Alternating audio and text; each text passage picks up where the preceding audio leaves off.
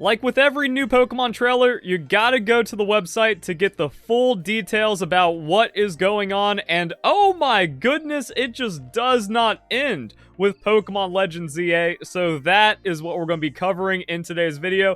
If you enjoyed, don't forget to leave a like, share with your friends, and please comment your thoughts down below, because there's a lot to talk about and a lot to react to. We also have a nice big image of Lumiose that we can start breaking down at some point.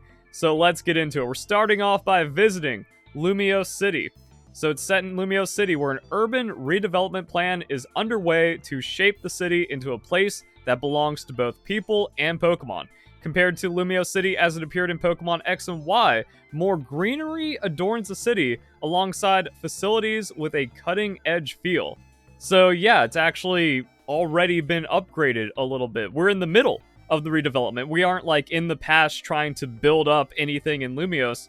It's happening and we're just along for the ride, which is kind of weird for a Legends game. And zooming in on the map, we don't see anything too crazy. It's just a more developed or a more detailed Lumiose City. So we have pink, red, blue, green, and yellow districts. Looks like the PR studio, the museum, the new building, and then we have our plazas. Also, you can see some battle areas, but that makes sense. It's not like, oh, we got gym areas set up like Pokemon Sword and Shield. It's like, no, if there's a place for people in Pokemon, you have to have an arena or an area for battling, especially one that isn't going to disrupt people just trying to live in a city. And we kind of saw that with the first trailer that didn't give us any gameplay.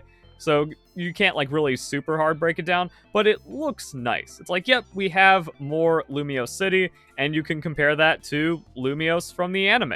Looks very similar, and the games, yeah, there wasn't as much with the games. It was also on the 3DS. You can't fit too big of a city. But what really feels interesting is like you look at the games like this, and then you look at the map, and then you compare it to the anime, and those are the plazas right there. And then we have like the rest of the city going out. So Pokemon X and Y just kind of felt like the inner ring of Lumiose City, which is how much there was to do in the spacing of things. And then this game kind of goes in between somewhere. We're not as big as this massive anime scale. We're also significantly more developed and more to do than Pokemon X and Y. Which makes sense because handheld versus console. So yeah, all kinds of stuff there. Then we can see the screenshots, and that's another thing I don't understand.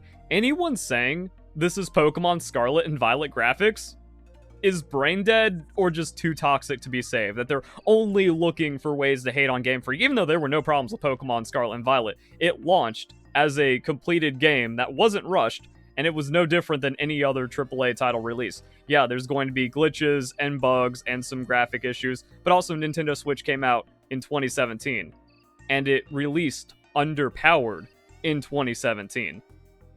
Why can't people accept that fact and they just want to be hateful towards Game Freak for no reason? And then they're able to squeeze every little bit of performance at the end of Nintendo Switch's lifespan to make this, and people aren't happy with it. That's kind of crazy. And then we have some nice arcade areas with different clothing stores. So yeah, this is better than Pokemon Scarlet and Violet. And Pokemon Scarlet and Violet was fine. Also, for a non-action game, you don't need maximum frame rate the entire time. And having a couple frame drops in the open world on the Nintendo Switch, yeah, it's kind of what happens. But the open world experience in Pokemon Scarlet and Violet makes up for that easily.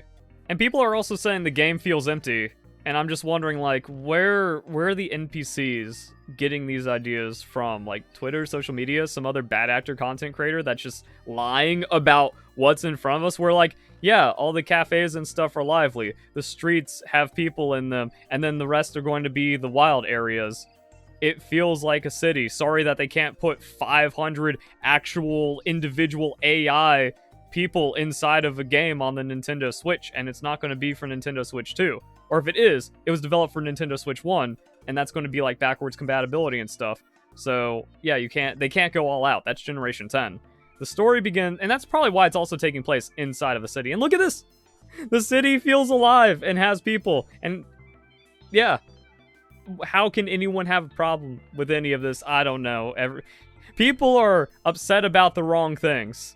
Pokemon community is too toxic to be saved, and yet they get mad at me for being realistic. The story begins with a sightseeing trip to Lumiose City. While visiting Lumiose City during your travels, you'll come to a stay in the old hotel named Hotel Z. Ugh. Uh, it's like, this is where the fan service just gets gross, though. Like, these are the problems with Pokemon Legends as a series. This hotel will serve as your base, as you and the new friends you meet in Lumiose tackle all sorts of incidents that occur in the city. So it's just the problems with Pokemon Legends Arceus. Again, I also don't understand how people are like, oh yeah, I like Pokemon Legends Arceus, even though the catching Pokemon multiple times was tedious. It's like, bro, that's the entire gameplay loop. That's like 80% of the game, and 15% outside of that is just being locked on a rail, which you said you hated about every other Pokemon game. Now it's the best thing ever. There's nothing revolutionary or good about Pokemon Legends Arceus that improves on the Pokemon formula. So now we have a hub area again, which is Hotel Z. And of course, we're kids, so we actually don't get the bougie hotel in Lumiose City. We get the old, run-down place. Got a nice interior, though. It's still a bit old and rustic. And, like, there we go. That is where we spend our time in Lumiose at base. That is our get-together area. Other than that, yeah, looks cool. But then the incidents that occur inside the city. So, like, I guess that's our progression. Oh, there's too many... insert Pokemon here, causing a ruckus. Go and catch them, and maybe battle some trainers. I don't know. Wild zones. Habitats for wild Pokemon.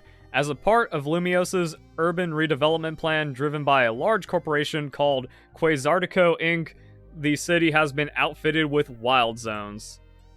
Once again, like, what's the point of this? We already have wild areas in Pokemon Sword and Shield. We had an entire island that was a wild area, so now we get, like, we get a worse, smaller version of wild areas, and that's supposed to be better somehow. Also, it's another reason why I can't take Pokemon Legends Arceus fans seriously, because they can't be honest about the game. They still call it a spinoff. They still say it's Pokemon's first open world game, where it's like, no, you had open areas, just like Pokemon Sword and Shield, and it wasn't a true open world, because you were gated off and limited in a lot of places. That was Pokemon Scarlet and Violet. That's where we experienced the first open world. So, like, if you can't be honest about the game, I can't trust anything you have to say about it. And now this is kind of taking this is what Pokemon Legends does. It takes other parts of Pokemon and then makes them worse. And somehow people expect that to be better. I don't know. So the wild zones are an effort to help humans and Pokemon share the city. Within wild zones, you can battle Pokemon and catch them by throwing Pokeballs. So you're sharing the city by just abducting and stealing all the Pokemon. And it's supposed to give Pokemon places to live, except these are like small little areas. This isn't like a wild, large, natural forest that's going to be able to sustain a population of Pokemon.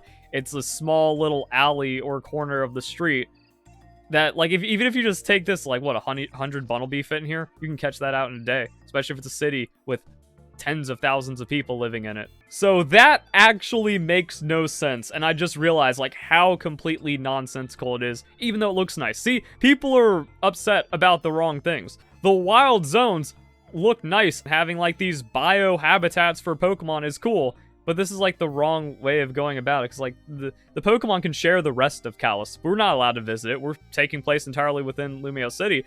The other Pokemon, why would a Pokemon leave the desert to come into Lumiose to live in a micro desert and then just be like easy harvest for children? Now, here's the interesting part. I actually have no problem with this. I love the futuristic technology expression inside of Pokemon. From even like the Pokeballs being debuted in the original series to the Deoxys movie where you go to the big battle hub and it has moving sidewalks and all kinds of extra future and tech going on. So like this fits inside of Pokemon. And also, I believe it was like the Pokemon Journeys anime where they had a battle in one of the stadiums. And the stadiums, to protect the crowd from getting hit by stray stuff, just have energy fields. And the referee is riding an Aegislash who also protects the ref. It's so cool. So I like this. I think this makes sense. It's not like a hokey, forced kind of thing. I think it doesn't fit because the design makes absolutely no sense, like everything in Pokemon Legends Arceus and now Pokemon Legends ZA. But, like, this as an idea inside the Pokemon world is actually correct, lore-accurate expression. Cool. Now, what about making Pokemon your allies? You can catch wild Pokemon living in wild zones, or out and about in Lumiose City. So like wild zones, those are your routes where it's like, yep, we have an area where there's just going to be higher rates of Pokemon. But if you just see a Pikachu strolling the streets of Lumiose outside of a wild zone, that's yours too. This is like the reverse of the idea that Jet wants, where it's like, I want people and Pokemon to live together. No, this is malicious, what's happening in the city. I don't know if that's her plan, or if that's just Game Freak being careless. So yeah, you aim a Pokeball and let it fly. Oh, I hate that, because the catching system in Pokemon Legends Arceus is deliberately broken and indefensible. The catch rates were deliberately broken, the aiming mechanics were deliberately broken, and then it just arbitrarily didn't work. That you could max range just a regular Pokeball throw through like perfect technique, and then just bounces off Pokemon because, oh, you were just too far out of the range, even though you hit it with a Pokeball, and then it just gets upset at you, and now you don't get any kind of like surprise bonus or something. So with this, it's like, yeah, it's like a modernized look at Legends Arceus, but that was like the worst catching system and the worst battle system. And here's another thing I don't get. Before Pokemon Let's Go, players just complained and said, oh, we need to like change up the battling or change up the mechanics inside of how we play through the Pokemon main series. They did that, and then people got upset about it. And now the reward for that is a worse, more tedious catching and battling system like what we saw in Pokemon Legends Arceus or this. That Pokemon Let's Go, once you have it down, you can farm Pokemon, you can get that catch combo, and you can have a great time like shiny hunting, getting competitive Pokemon, or just progressing through the game and getting experience for your Pokemon. Now, every battle is going to be a chore. And I don't like that. Also, like, yeah, we have all this real-time stuff going on where the moves have cooldowns, and then who knows how it's like how spammable it's going to be or how all those things interact. When I see this, I don't think, hey, they make it like Power World, or like the Power World combat's cool. I'd like that inside of Pokemon. No, Pokemon is best as a turn-based game. Or when the catching mechanics aren't tedious and clunky. That's what made Pokemon Let's Go work. Yeah, there's some Pokemon that dart around a lot, and they're an absolute pain to catch, but they're also more rare Pokemon, or they're more valuable and rewarding to catch. But once you like get that throw technique down, maybe you use a berry, so you have to get resources. The gameplay loop of Pokemon Let's Go kind of shows like the perfection of alternative battling inside of Pokemon. But as I also showed, eventually in the main series, just get to the point where you encounter Quick Ball. If that doesn't work, then you like one-shot it with a false swipe or something, and then you throw whatever other most effective ball there is. The Dusk Ball had to be nerfed because people just encountered everything at night and spammed Quick Balls. So yeah, wild Pokemon battling eventually becomes completely meaningless, but now making every encounter a chore if the Pokemon doesn't want to get caught, I don't see as an upside. And like in Power World, yeah, you can either spam catches and try to go for like full health gambles on the throws, or you also have your own weapon, so you can like tap them once, they're down to no health, and then you catch them. With this, I don't know, this is not the combat I want. People say like, oh, we need more real-time or live-action Pokemon battles. No, we don't. Power World makes me go, I want that less than ever inside of Pokemon, because it cannot be done properly. Okay, so I just tried to record a segment about the battling, but this needs to be its own video because of like how the breakdown goes. There's like some nuances and things to notice. The summary is, it's awful, and anyone that wanted a different style of Pokemon battling never thought it through. And now that it's implemented, they were wrong all along. Who could have guessed that if you want to play Pokemon, you're getting a turn-based experience. If you want a different experience, go elsewhere. Like Yokai Watch or whatever. That's what people are saying. This just looks like Yokai Watch 4, I guess. I never played it. So yeah, real-time Pokemon battles, deeper breakdown, like, comment, subscribe, and it's not good. Pokemon and trainers. Your character, after arriving in Lumiose City for some sightseeing, you'll make new friends and tackle all sorts of incidents in the city. Sure, I guess that's just the gameplay. Catching a Pokemon just once isn't enough. Do incidents and go back to Hotel Z. What a game.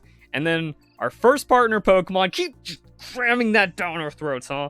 The thing is, I'm sad to admit it, and I don't like it when people unsub or when people like have negativity towards me because it's all like invalid, just verlicified derangement syndrome. There's one thing you want to dislike me over. Powerhouse Pokemon's growing on me. First partner won't. I will make you that promise. First partner Pokemon will never grow on me. I'm kind of liking Powerhouse Pokemon. After arriving in Lumiose, certain events will lead you to befriending a Pokemon that'll become your adventuring partner, thus beginning your journey as a Pokemon trainer. Which is weird. Like, if we're sightseeing across the world, or like across the country, shouldn't we already be like a Pokemon trainer in the world? We were just like, nah, I don't want a Pokemon. Oh, incident!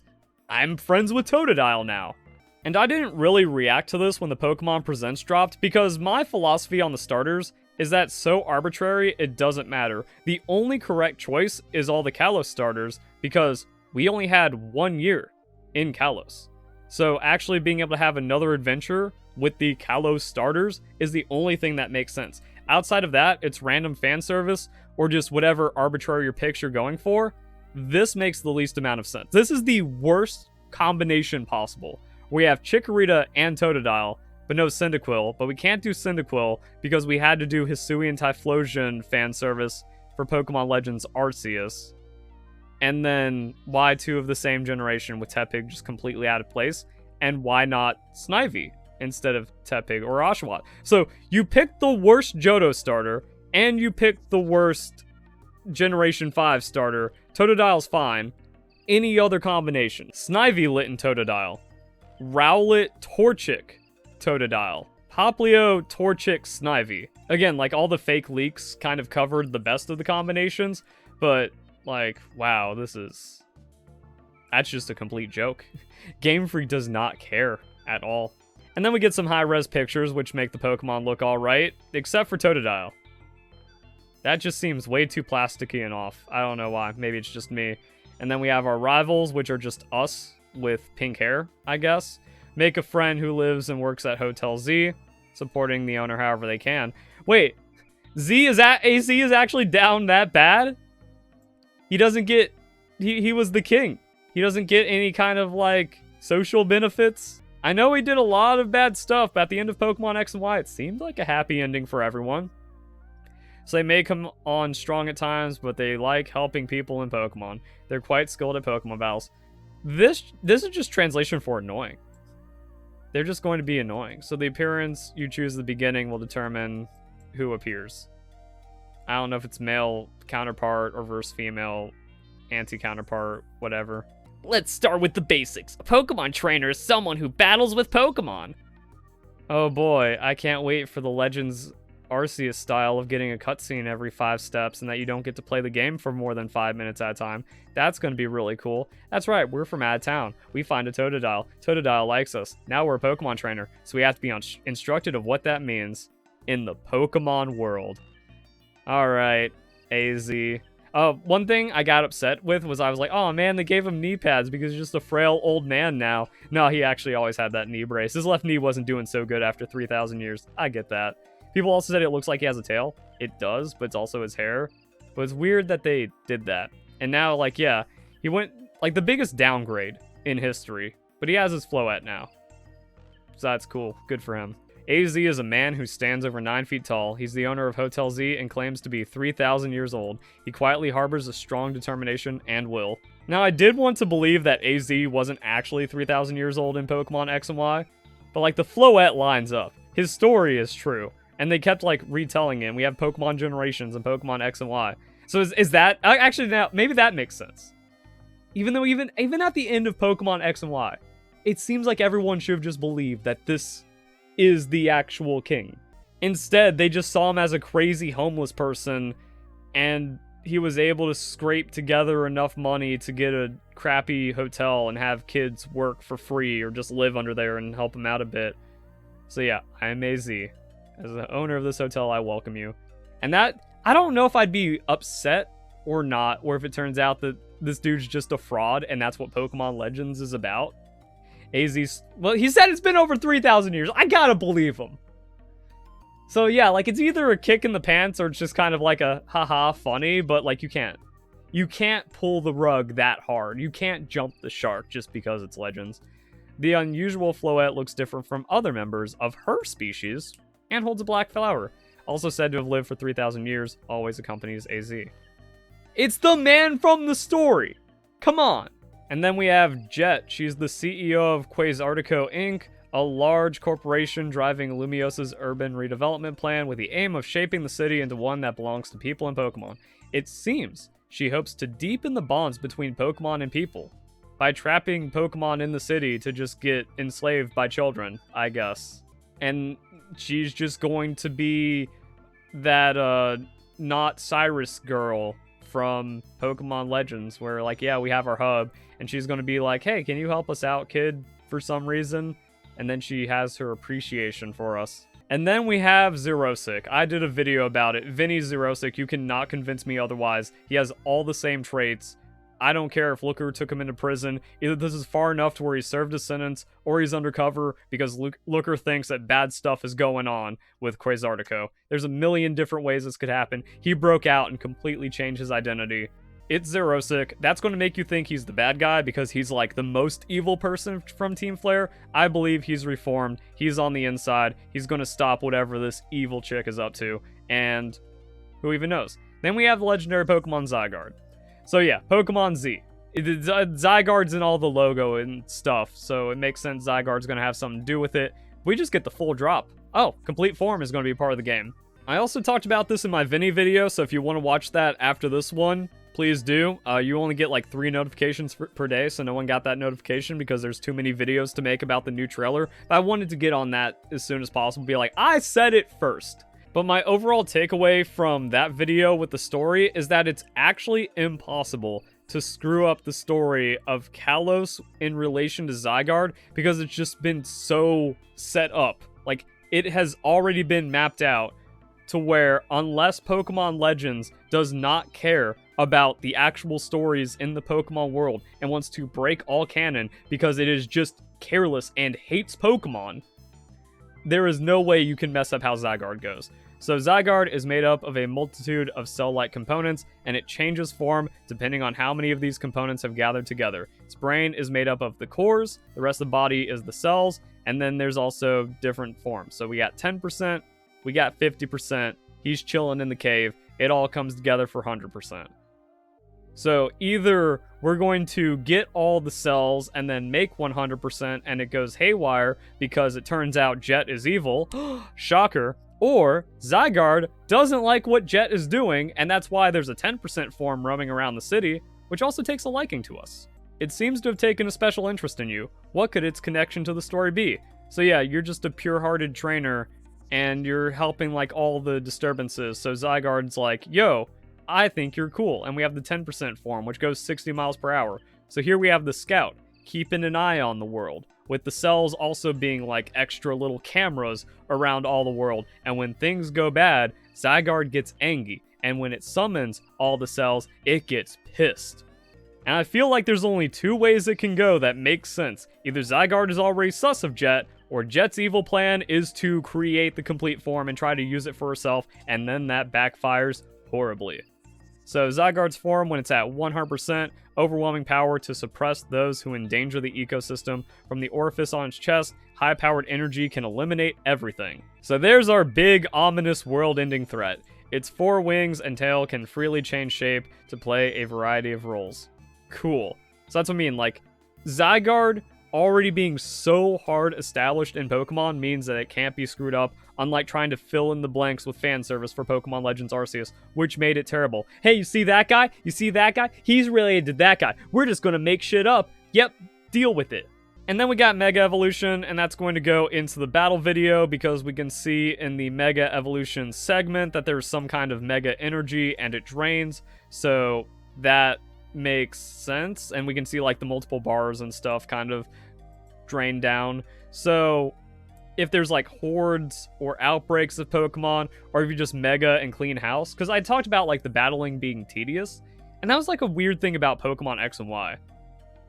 I don't remember if it started in Pokemon Sun and Moon or Pokemon X and Y, but trainers just started having like 1 Pokemon. I think that was most apparent in like Pokemon Sun and Moon. Like you battle someone, it's 1 Pokemon, so you just like Z-move one-shot them, and that's it. In Pokemon X and Y, if they just had like 2 Pokemon, well, you always have your Mega in front, you always Mega, and then you always one-shot, 2-shot the battle, and that was it.